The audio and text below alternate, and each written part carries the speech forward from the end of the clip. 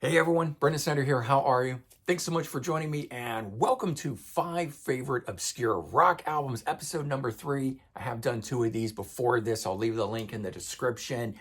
But we're talking about killer obscure rock albums that ran under the radar, right? There are so many rock albums that scaled the heights, that are the classics, that the ones that are even overplayed on the radio. We know all about those. But there's these killer ones that ran under the radar that deserve a lot more attention, a lot more love, certainly not for lack of quality of music. And if you're looking for some cool new rock albums, this is the place to check them out. I've got 5 favorite obscure rock albums for you that I think should have been huge. And we're going to break that down here in just a bit.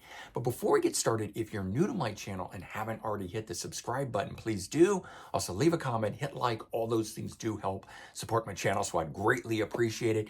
And if you turn on notifications, you're going to stay up to date on really cool episodes just like this with 5 favorite obscure rock albums. So we're going to do this in the year of release, or I should say in the order of year of release. And the first one up, 1980, we're starting with Fandango Cadillac. It is the 4th studio album from this band. This is a reissue out on Wounded Bird, but they're also available on Rock Candy Records, so easy to go find this album after you're done with the video. Notable for having Joe Lynn Turner of Rainbow in the lineup. Now, preferences was saying this music here does not sound like Rainbow. So it is not the hard rock like that. In fact, this is what I would call a subgenre of rock, as in disco-infused rock. And it's one of the best albums in that subgenre to do it. But again, it's got Joe Lynn Turner on it. And he's one of those guys that he himself has never really gotten the love either. The attention for Rainbow has always gone to Richie Blackmore, but I think Joe Lynn Turner is an amazing vocalist. I know a lot of you agree with me. The one album they fronted for Deep Purple with is absolutely excellent, Slaves and Masters. But this is where he got his start, Fandango. And I kind of steered clear of this for a while because I knew that it wasn't the hard rock of Rainbow. But I have to say, when I finally broke down, this was the first album I bought. I just want to point out that they have since reissued a box set that has all 4 of the albums together that you can get a hold of. So that is out there for you. I think this is the one to start with, Cadillac. The energy of his vocals and how good they are on this, for me, sells it alone, but I really like the music. Check out the songs on here: Blame It on the Night, Stranger, and Hypnotize. Those 3 songs immediately grabbed me, pulled me in. There was no hesitation after that point about liking this album. So do yourself a favor and check out Fandango for just a great under-the-radar rock album, or if you're a fan of Joe Lynn Turner. All right, next one up here. So you're going to see sometimes these albums come from famous people, but they're obscure in the sense that either you can't get a hold of them, they flew under the radar, or nobody pays attention to it. You know, case in point, this next one, former Kiss drummer Peter Criss and Let Me Rock You from 1982. This was actually his 3rd solo album. We have to take into account the Kiss solo album that he did in 78. But 2nd solo album since leaving the band, 3rd overall. Now, where I was talking about, he's a famous guy, comes from a famous band, but this album, because his first solo album after leaving Kiss, Out of Control, which is actually that one there, it sold poorly. And so this album here wasn't even released in the United States until the mid-90s when it got reissued on CD. And that's actually what this copy is from. Mercury Records finally reissued this. Don't know what, had been the long holdup to it. Glad it finally came out at that time. And quite honestly, I don't know if it's still in print or not in print, but it is a great album. It's produced by Vinnie Poncia, who had also worked with Kiss on their albums Dynasty in 79 and Unmasked in 1980.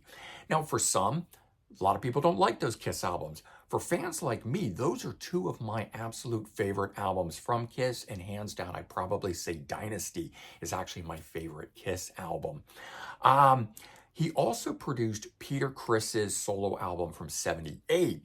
So again, if you like those three things, then you're going to like this album here. Um, this one is another one that's got a bit of that 70s disco flavor to it, but again, I think it's done right. These are first and foremost rock albums that then have some of that bass line beat to it that is the disco thing. That's kind of what I'm referring to when I talk about that. Check out the songs on this album, Let It Go and Move On Over. He also does a really cool cover of Jealous Guy from John Lennon. Lots and lots of good music here. Check out Peter Criss's Let Me Rock You. Great album. All right, next one. Again, another famous guy here, but an album that I know has flown under the radar and not easy to come by. I snagged a copy of this a number of years back when I saw it just simply based on the name of the person, and I am so glad I did. Maybe you'll choose to do the same now. Mick Fleetwood's Zoo, I'm Not Me, came out in 1983. Technically a solo album, but he did it under the name Zoo. And so this is his second solo album. He did have an album before this called, I think it's called I'm the Visitor, or just maybe Visitor. This is the first one under the name Zoo. There would be a second album later that came out simply under the name Zoo, whereas this is Mick Fleetwood's Zoo.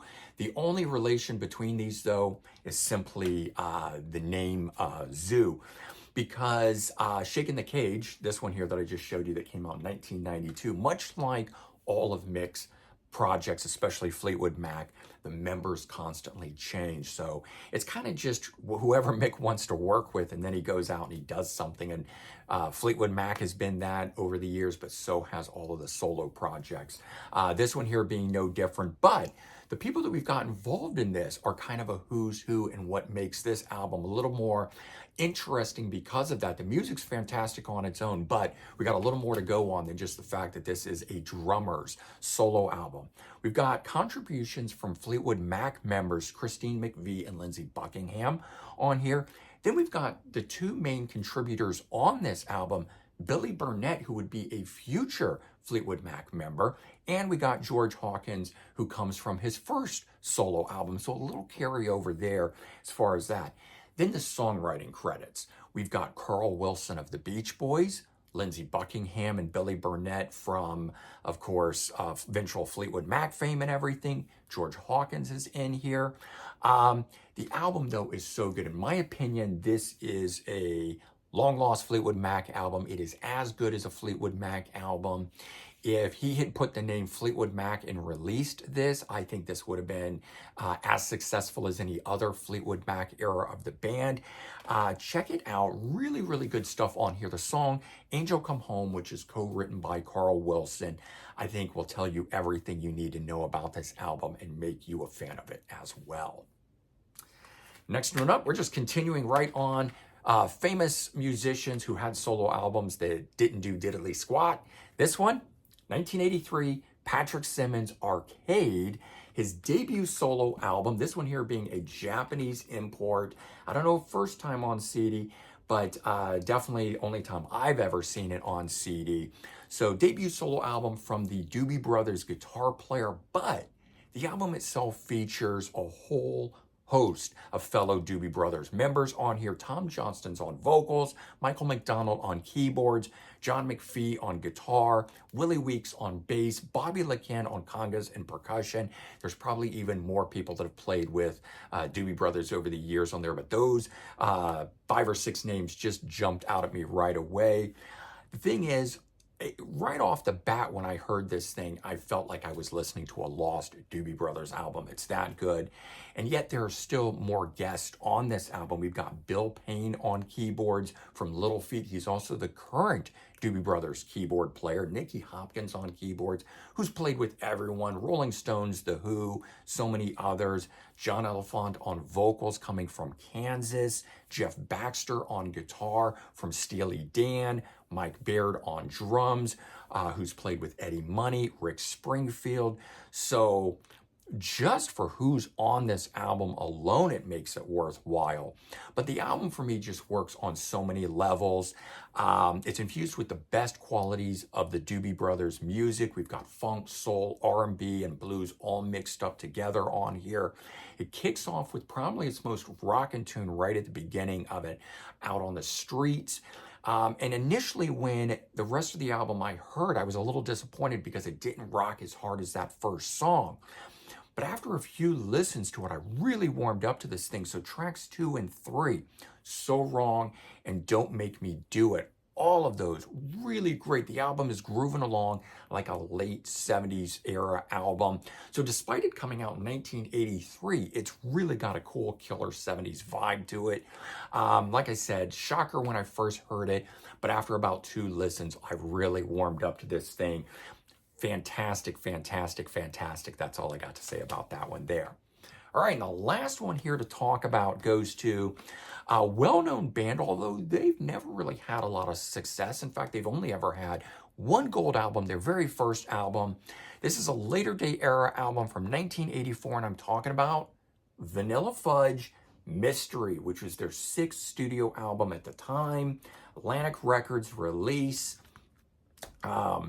The album is predominantly written by the band, and that's rare because if you don't know about Vanilla Fudge, they are known for doing killer, heavy, psychedelic, rock-sounding interpretations of other people's music, most notably pop music, pop singles. So Ticket to Ride from the Beatles, People Get Ready by Curtis Mayfield, and probably their biggest hit, You Keep Me Hanging On from the Supremes. Supremes didn't write it, but it was a big hit for them. So they take these songs that aren't really from the rock world and turn them into these heavy psychedelic rock songs. And that was just kind of their staple, their thing. So this album here that focuses on music they wrote is very different than that. And that's actually what grabbed me and pulled me in. I said, finally, this killer core group of people are writing their own stuff.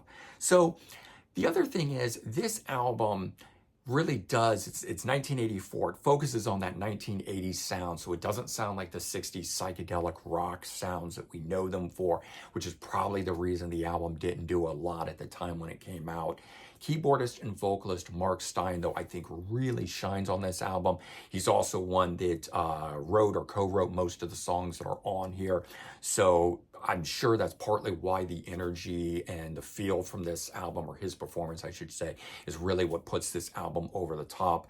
The band also features Carmine Appice on drums, Tim Bogart on bass, and Ron Mancuso on guitar. So that's why I was saying, like, finally, these guys wrote their stuff, put it out, and I think, man, why were they not doing more of this sooner? But anyway, we have this here. Check out the songs: Golden Age Dreams, Jealousy, and a personal favorite on here, My World Is Empty Without You, which was another hit for the Supremes. So they do some other covers and have some other outside writers on here, but their own originals on here, you'll see, stand right up next to any of the covers that are on here. It is just that good. Vanilla Fudge Mystery. It is certainly a mystery to me as to why this thing didn't do much better. And there you go. So 5 favorite obscure rock albums for you guys. I hope you enjoyed this episode. As I said, this is number 3. We've got 2 previous ones before this. If you're looking for some deep cuts, some albums that flew under the radars, if you're like me, you got 12,000 CDs in your collection, you don't need any of those big hit albums out there that we all know and love, but they're just overplayed. This is where you're going to find some of that stuff. So do check back for more episodes on this, where I'll be continuing to unveil 5 more favorite obscure rock albums for you guys. All right, everyone, take care, have a good one, and I'll talk to you real soon. Bye-bye.